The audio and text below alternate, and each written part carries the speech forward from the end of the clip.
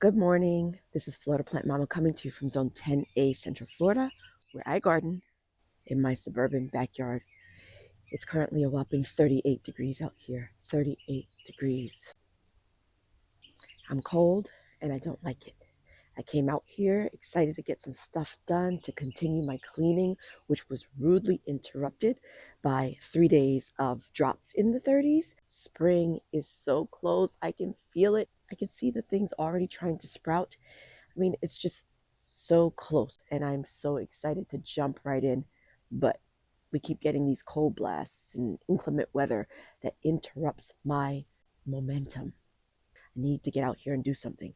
But then I stepped out and I realized it's cold. I can see my breath, people. I didn't sign up for this. Now, before we were rudely interrupted by the cold blast, like I said, I had a momentum going. I was getting some stuff done.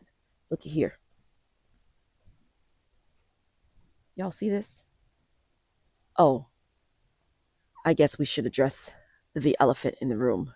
On Sunday, which was 3 days ago, yeah, 3 days ago, I spent the entire morning moving my sensitive potted fruit trees to the garage and trying to get the garden ready again for the dips that were expected for the next 3 nights or early mornings.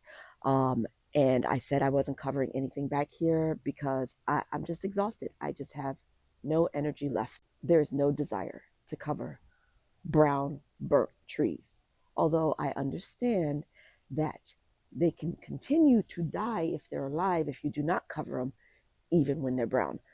I just didn't have the energy or the wherewithal, so I did not cover those. And I said I wasn't covering anything. But then on Monday night, I got home from work and it was quite nippy. And then there was talks of many alerts about frost and freeze. So I figured the annual beds right now, my veggies, are the things that are really, really keeping me excited about gardening, keeping me going, because through all of this, they have done fantastic. So I sucked it up and I covered 3 Vigo beds because they have all those things that thrive during this time of the year, but maybe don't like it, like frozen out here. So I wanted to make sure those stay safe. So yes, elephant in the room addressed. I did cover those Vigo beds and that Vigo bed. Back to what we were talking about. You see this? Yes, that was all me. I got this all cleaned up. Let me show you how I did it. This section of the garden looks disgusting. Things are mushy and slimy and just yuck. It has to go. I can clearly see what's dead, so I'm not worried about cutting away viable tissue here. But it has to go because this is what I can see clearly when sitting on my back patio. So I can't look at this anymore. This used to be my beautiful, beautiful elephant ear plant. That's what it's turned into.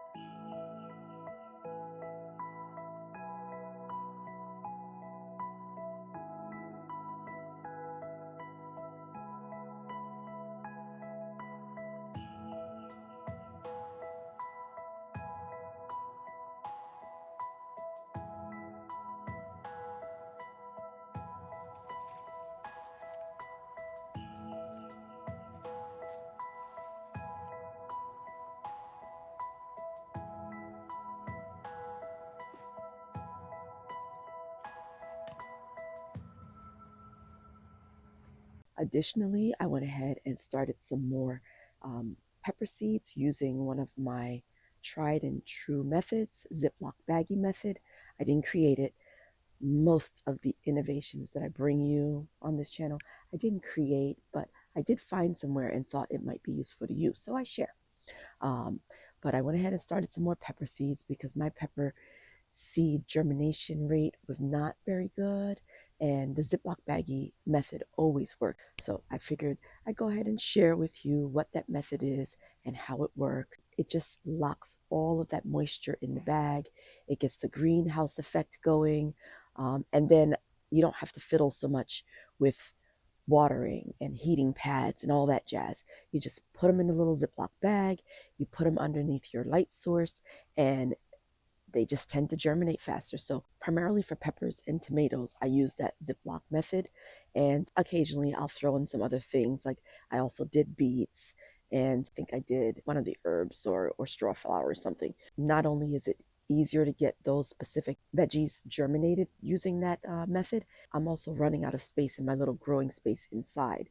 Normally by now I'd have most of my seedlings out, hardening off, and there'd be plenty of room inside. Actually, I probably wouldn't have to start anything but the peppers and the tomatoes inside by this point. But, you know, Mother Nature has other ideas of what we should be doing past February 3rd. So all of my seedlings are back inside, and given that it's 38 degrees and I can see my own breath and there was frost on the ground this morning when I came out here, I can't bring the seedlings back out until later on today. We are planning to reach a high of 71 today. So we're going from 35 early this morning to 71 by about 2, 3 o'clock. So how's that for temperature fluctuations? I was hoping to get some stuff planted today. Not going to happen. Instead, I'll just show you what I've done in the yard thus far. Even through the cold, the seeds that I've sown in this pot have germinated. I did end up moving the green stalk to the back patio. I did leave the strawberries alone, and yes, they proved that they do fine in 38 degrees and lower. I did put in some plantain leaf that I pulled from another area of the yard, and I did sow some seeds in these blocks.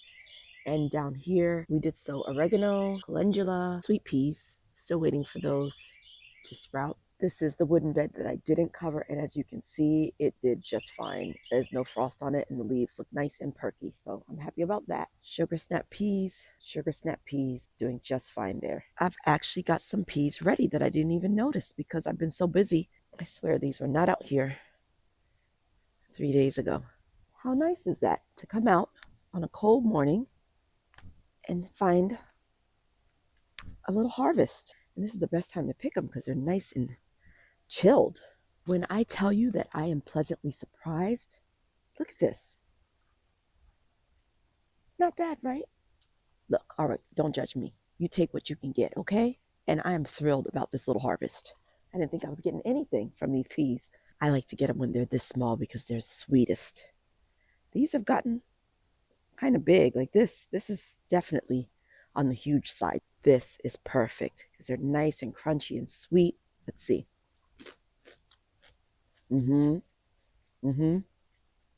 Yes, these are Sugar Daddy snap peas. I love them, and they are so good right now. Oh my goodness. Thank you. Here's a look at the chamomile that we sowed together. Isn't that looking pretty? Over here, we've got the borage there and calendula here. There are no dragon fruit on these two dragon fruit trellises because when I heard that it was going to drop again, I removed the little dragon fruit cuttings that I had placed on here because they hadn't rooted yet and put them in the garage. But can you see that? The borage that I just sowed about 3 days ago is starting to pop up. Despite all this cold weather, we still got stuff growing. Now, as far as these fruit trees are concerned, this cold has taught me a couple things about my yard and about growing in Florida. I want to garden smart, and I want to garden efficiently. I want to yield, right? I don't want to just grow just to grow. Well, I do want to grow just to grow, but I want to be able to harvest and reap the benefits of growing my fruit trees. So I'm going to be changing the garden around a bit. Change is good though. I'll keep you posted on what that means in upcoming videos. That's it for today. Thank you so much for watching. Have a blessed and beautiful day.